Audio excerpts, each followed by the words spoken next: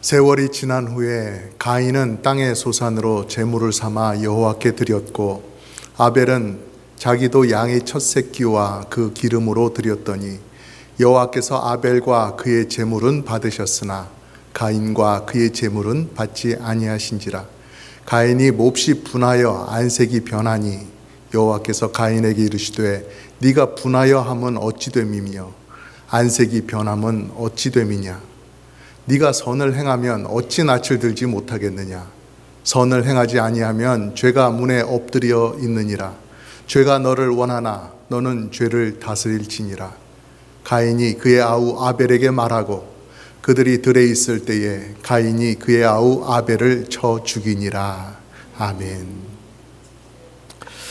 올해 들어서 창세기를 시작으로 계속해서 성경이 말씀하는 핵심 메시지를 보고 있습니다. 성경은 창세기를 통해서 이 세상이 어떻게 창조되었는지 그 사실과 함께 인간이 어떻게 죄로 인해서 망가지게 되었는지 그 사실도 함께 보여주고 있습니다.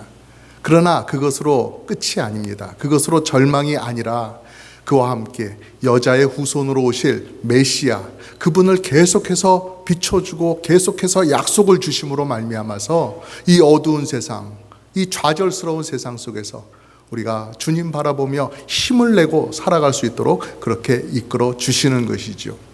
다시 말해서 성경 안에서는 인간의 죄에 대한 이야기와 함께 또 하나님께서 이루어 가시는 구원의 이야기가 이렇게 한 줄기로 엮어져서 흘러가는 것을 큰 흐름으로 보여주시고 있는 것입니다. 그 이야기가 창세기 3장부터 요한계시록까지 계속해서 흘러가고 있는 것이에요. 오늘 말씀은 아담과 하와가 죄를 지은 이후에 그 죄가 어떻게 아담과 하와의 후손들에게 영향을 미치고 있는지 그것을 적나라하게 보여주는 대목입니다. 여러분, 그런 격언 아시지요? 콩 심은 데 콩 나고 파 심은 데 파 난다. 못 들어보셨어요? 예. 부모님이 자기들의 자녀를 이렇게 보면서 야, 부모보다 더 좋게, 더 훌륭하게, 더 건강하고 더 아름답게 그런 자녀들이 태어났으면 좋겠다 하는 그런 바람들이 다 있지요. 그런데 자녀들을 낳아보면 어떻습니까? 부모들의 그런 간절한 바람과는 상관없이 아버지, 어머니가 가지고 있는 그 모습을 그대로 자녀들이 받아서 태어나요. 좋은 점도 가지고 태어나죠. 그러나 아이가 물려받지 않았으면 좋겠다 하는 약한 부분, 또 그런 것들도 다 받고 태어나지요. 신체적인 특징뿐만이 아니라 무엇을 좋아하고 무엇을 싫어하는지 그런 성격적인 면도 많이 영향을 받고 태어나는 것 같아요. 그런 것처럼 오늘 말씀을 보면 인류의 시조인 아담과 하와였어요. 그들이 죄에 빠지고 그들이 죄에 깊이 오염되니까 그 자녀들, 그 후로 태어나는 그 모든 후손들이 그렇게 죄에 오염되어서 태어나더라 하는 그 사실을 보여주고 있는 것입니다. 4절과 5절 말씀을 보면은요, 아벨은 자기도 양의 첫 새끼와 그 기름으로 드렸더니 여호와께서 아벨과 그의 제물은 받으셨으나 가인과 그의 제물은 받지 아니하신지라. 가인이 몹시 분하여 안색이 변하였다 기록하고 있습니다. 가인과 아벨이 아담과 하와의 자녀로서 태어났고 자라났습니다. 장성해서 어른이 된 것 같습니다. 이제는 각자 자신의 삶을 꾸려가고 있습니다. 생활을 하고 있어요. 동생인 아벨은 키우던 양떼 중에서 첫 새끼들을 잡아다가 하나님 앞에 제물로 바쳤습니다. 그래서 하나님은 그것을 받으셨어요. 하지만 가인이 드린 제물은 어떻게 되었습니까? 하나님께서 받지 않으셨습니다. 많은 사람들이 이 대목에서 이런 의문을 갖습니다.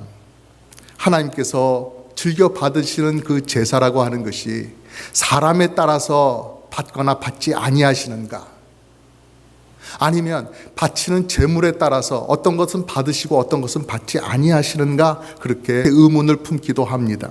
그러나 여러분, 그런 것이 아니죠. 가인이 다른 제물을 준비했기 때문에 하나님께서 받지 않으신 것이 아닙니다. 제물의 종류가 문제가 아니라는 거예요. 가인의 그 마음가짐, 제사를 드릴 때에 하나님 앞에 나아갈 때 그 마음가짐이 문제가 되었기 때문에 하나님께서 받지 않으셨다라는 것입니다. 하나님에 대해서 우리가 제사를 드릴 때, 무언가를 바칠 때 우리가 오해하지 말아야 될 것이 있어요. 하나님은 누구시냐? 하나님은 이 세상을 다 창조하신 창조주십니다. 이 세상에 있는 모든 것이 하나님의 것이에요. 만약에 하나님께서 무언가를 더 원하시면 하나님은 만들어 내셔서 가질 수도 있는 분이라는 것이죠. 그러니까 농사를 짓던 어떤 사람이 곡식을 바치든지 아니면 가축을 키우는 사람들이 그 가축에 무언가를 하나님께 제사로 바치든지 그것은 하나님 앞에 문제가 되는 것이 아니라는 거예요. 무엇이 문제입니까? 하나님께서 중요하게 보시는 것이 무엇이에요? 사람의 중심, 그 제물을 바치는 그 사람의 마음, 그 사람의 삶, 바로 그것이 문제가 된다라고 하는 것이죠. 가인의 마음이 하나님 앞에 삐뚤어져 있었기 때문에, 잘못되어 있었기 때문에 하나님은 그 제물을 받지 않으신 거예요. 그래서 우리가 오늘 이 말씀에서 이어서 보는 것처럼 가인이 드린 제물은 무엇이었는지 나오지도 않아요. 아벨은 양떼 중에서 첫 새끼를 바쳤다고 그 바친 제물도 나오지만 그게 문제가 아니라는 것이죠. 오히려 말씀을 보니까 가인이 몹시 분하여 안색이 변하였다라는 이 사실을 더 중요하게 말씀하고 있어요. 여기에 대해서도 의문을 가질 수가 있습니다. 아니 목사님, 하나님께서 동생 제물은 받으셨는데 그 형의 제물은 받지 않으니까 이 가인이 너무나 분통이 터지고 속상해한 것 아닙니까? 가인이 화를 낼 만도 하지요. 아니 하나님이 차별하시는 겁니까? 가인의 화를 돋군 게 바로 하나님 아니십니까? 왜 그렇게 다르게 하십니까? 그런 말을 하실 수도 있어요. 그러나 여러분, 성경이 가감없이 있는 그대로 가인과 아벨이 제물을 드리는 그 현장을 고스란히 보여주고 있습니다. 왜 이런 것들을 우리에게 그대로 보여주시는가? 그 현장은 어떠한 현장이었던가? 라는 것을 가만히 생각해 볼 때 중요한 점이 바로 이것이다라는 것이죠. 하나님 앞에 서 있는 가인이 몹시도 분하여 안색이 변하였다. 바로 이 점이 문제다라고 하는 것을 보여주고 있는 것이죠. 평소에 가인이 하나님을 어떻게 대했는가? 그의 정말 신앙이라고 한다면 그 신앙이 어떠했는가? 그것을 보여주고 있는 대목이라고 아니할 수 없습니다. 여러분, 모든 것을 아시는 하나님께서 나의 인생을 아시고 내 속마음을 아시고 책망을 하신다면 어떻게 해야 돼요? 내 자신을 돌아봐야지요. 내가 잘못 살아왔구나. 내가 제물을 드릴 때 그런 마음으로 준비하는 것이 아니었는데 내가 잘못됐구나. 그것을 깨닫게 된다면 하나님 앞에 회개를 해야 되지요. 그것이 바른 자세라는 것입니다. 설령 하나님께서 나에게 하시는 말씀이 아니면 하나님께서 나에게 대하시는 그것이 내가 지금 당장 이해가 되지 않는다.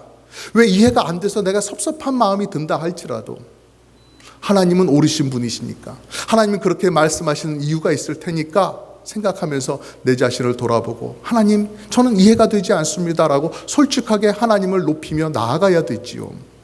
그럴 때는 하나님께서 우리의 마음을 깨닫게 해주시고 또 바로 이끌어 주시면서 속 시원하게 하나님께서 선한 방향으로 이끌어 주신다는 것입니다. 그런데 가인은 어떻게 반응합니까? 진심으로 화를 냈습니다.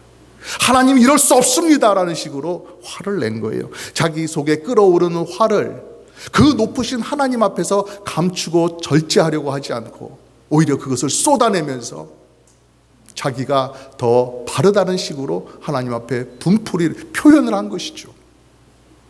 바로 이 대목에서 가인이 평소에 하나님을 어떻게 생각했는가, 그 높으신 하나님을 얼마나 우습게 생각했는가, 가볍게 보았는가 하는 것이 나타나고 있는 대목이지요.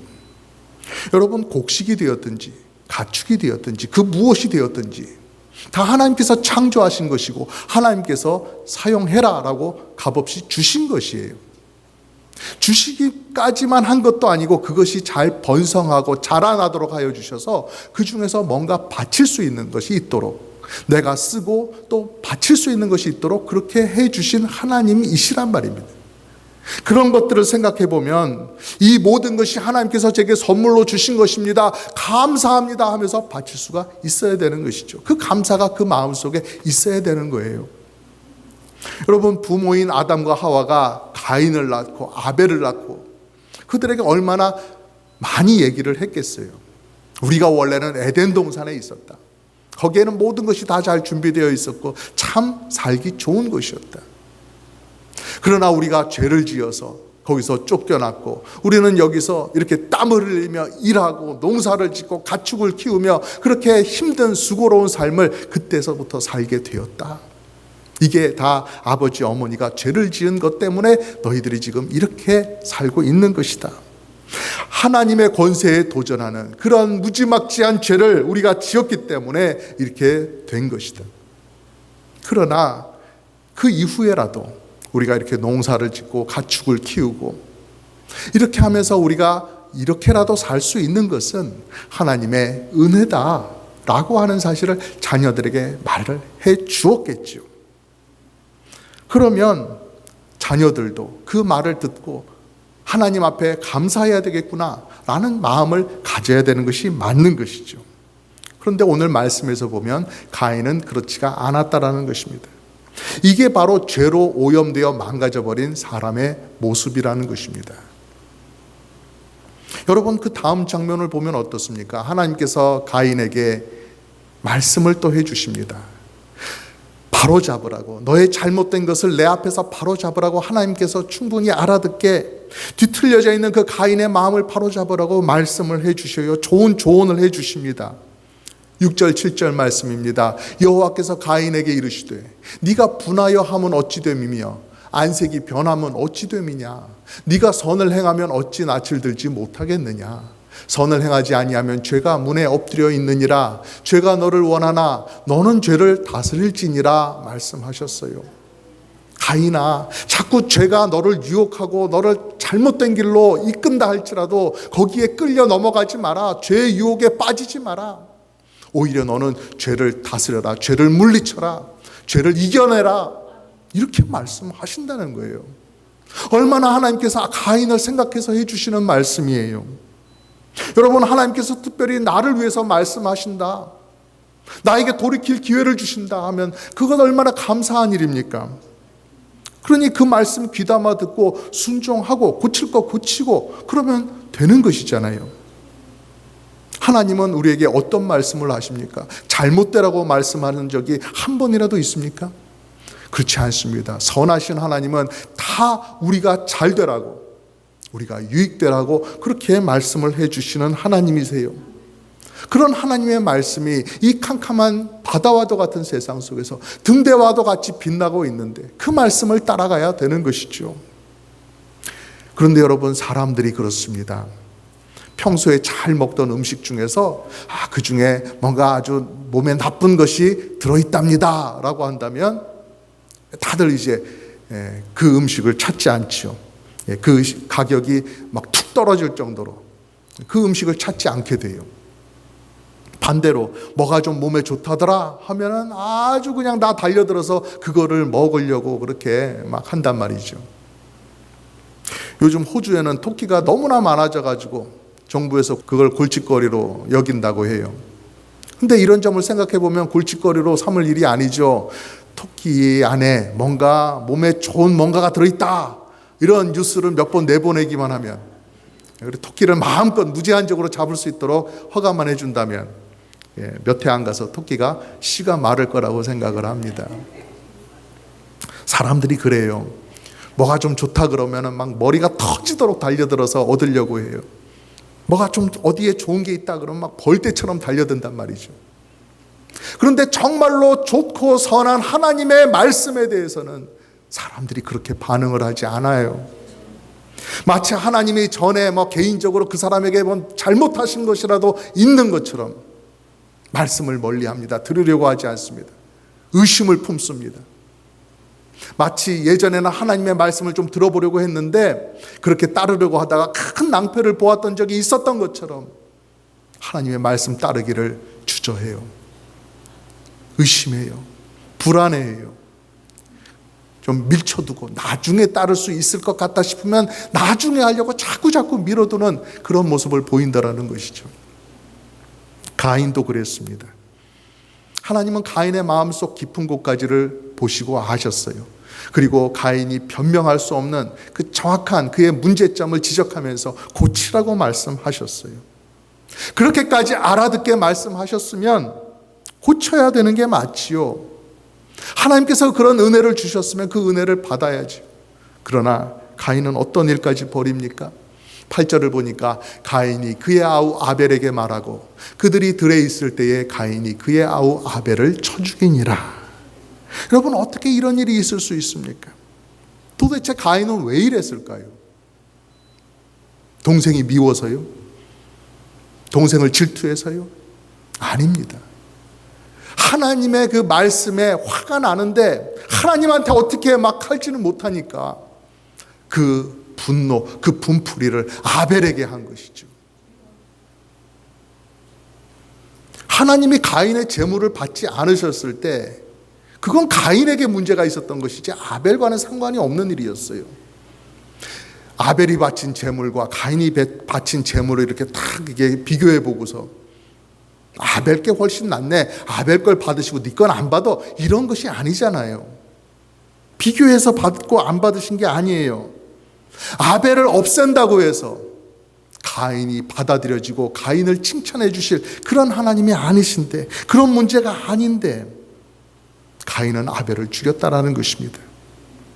자기에게 고쳐야 될 문제가 있는데 그건 고치지 않고 엉뚱하게 아벨에게 분풀이를 했다라는 거예요.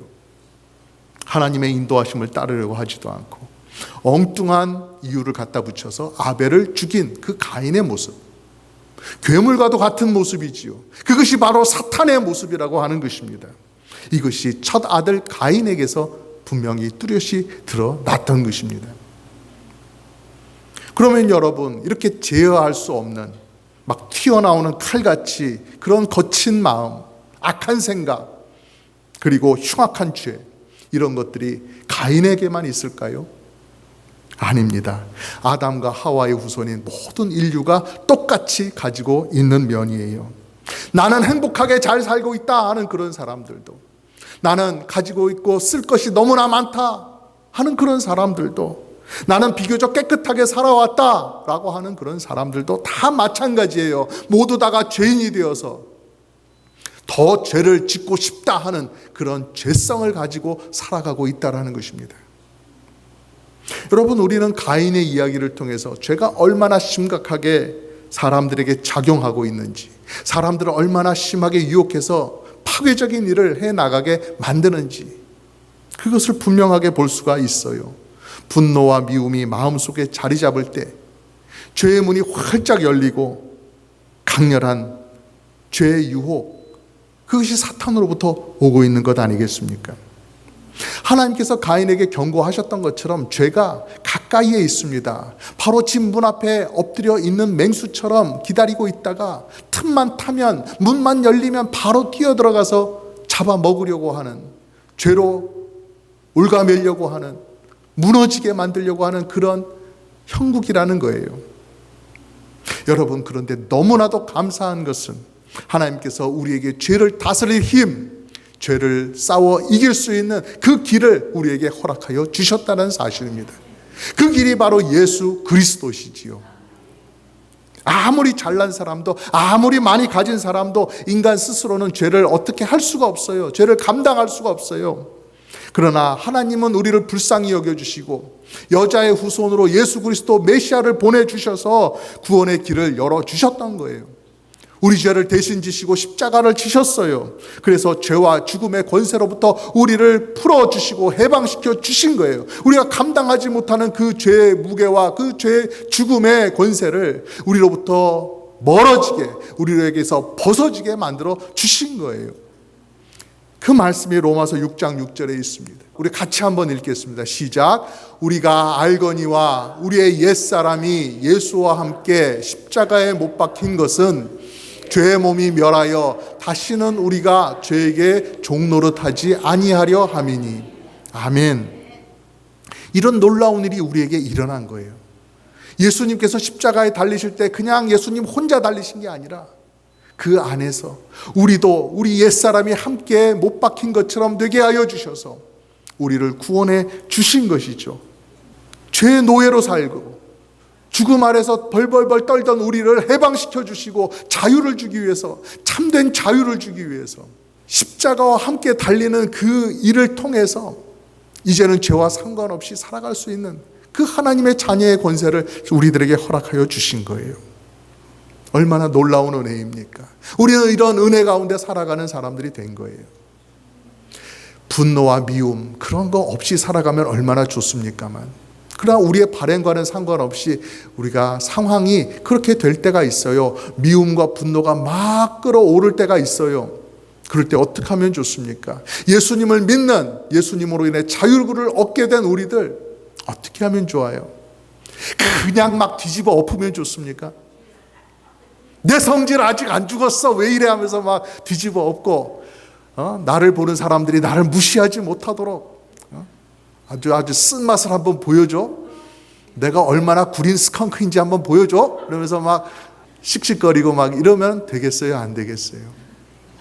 안 되지요. 예습성을 따라서 죄의 문을 활짝 열어주는 것, 유혹에 확 끌려가는 것, 이런 것은 안 되는 일입니다. 우리는 항상 생각해야 됩니다. 예수님께서 내 죄를 해결해 주시기 위해서 그 귀한 피를 흘려주셨다는 그 사실을 우리는 기억을 해야 돼요.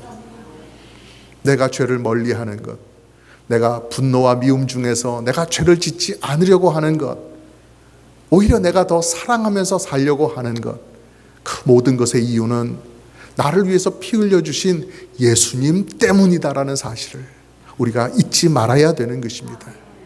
나 좋자고 하는 것 아니고 내 주변 다른 사람들 위해서 내가 그러는 것 아니에요. 나를 사랑하셔서 그렇게까지 사랑해 주신 주님 때문에 우리가 그렇게 살아가는 것입니다. 죄의 노예로 비참하게 살아가던, 가인과도 같이 비참하게 수렁으로 빠져 들어가던 그런 우리들, 예수님께서 참된 자유를 주시려고 십자가에 못 박혀 죽어 주셨습니다. 이제는 우리는 예수님 바라보며 주님처럼 선한 삶을 살기를 강력히 원하면서 살아야 되는 거예요.